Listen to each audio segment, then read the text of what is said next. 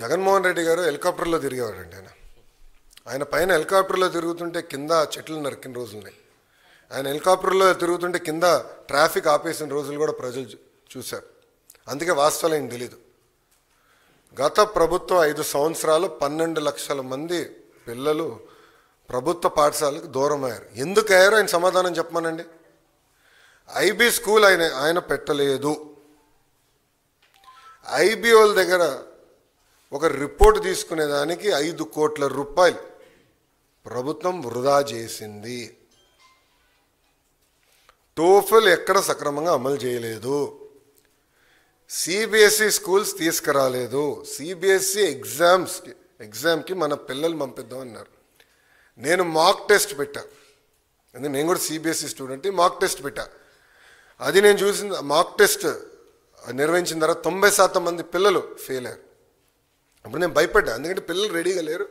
3 సంవత్సరాలు పోస్ట్పోన్ చేసి పిల్లలు రెడీ చేద్దాం అనే లక్ష్యంతో పనిచేశాం.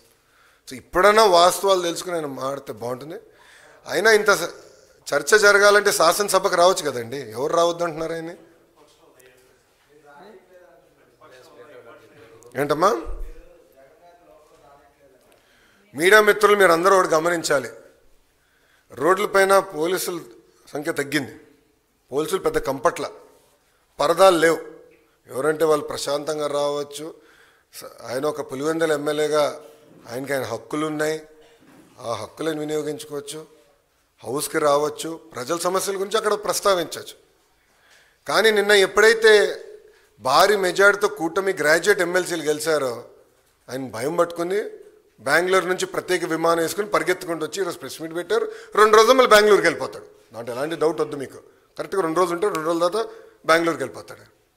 సో రమ్మని చెప్పండి. ఆయన్ని రమ్మని చెప్పండి. చట్టాన్ని ఉల్లంఘించి ప్రతిపక్ష హోదా ఇవ్వమంటారు ఆయనకి.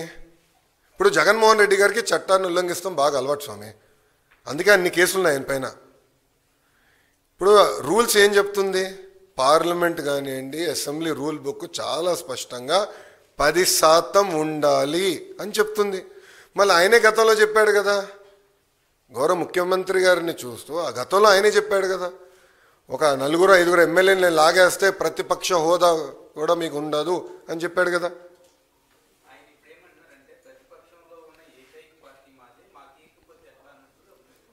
రమ్మని చెప్పండి సార్.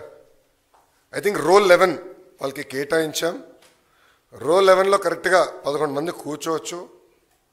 రమ్మని చెప్పండి, చర్చిద్దాం. వాళ్ళకున్న సంఖ్య ప్రకారం, అంటే ప్రజలు నిర్ణయించిన సంఖ్య ప్రకారం టైము వస్తుంది అని మాట్లాడచ్చు. ఎవరు మాట్లాడొద్దన్నారు?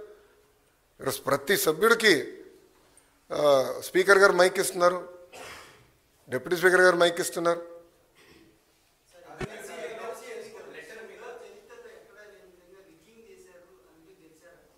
ఎవరన్నారండి? ఆయన అసలు ఆంధ్ర రాష్ట్రంలో ఉంటే కదండి స్వామి ఎన్నికలు ఎటు జరిగినాయో తెలిసేదానికి. ఆయన వెళ్ళి బెంగళూరులో పడుకుని ఇక్కడ ఎన్నికల గురించి మాడితే ఆశ్చర్యంగా లేదా అన్న? ఆయన పొలిటీషియనా? నేను అడుగుతున్నా. ఇప్పుడు నేను కూడా పాదయాత్ర చేశాను సార్. పాదయాత్ర చేసిన తర్వాత నిరంతరం ప్రజల్లో ఉండాలని కోరుకుంటా, అహర్నిశలు కలుస్తా. ఆయన్ని కలవకుండా అంటే 5 సంవత్సరాల్లో దాదాపు 20 మంది శాసనసభ్యులు ఆయన కలవలేకపోయారు. గుర్తుపెట్టుకోండి. ప్రతిపక్షానికి వచ్చిన తర్వాత కూడా ఇప్పటికీ 8-9 నెలలు అయింది.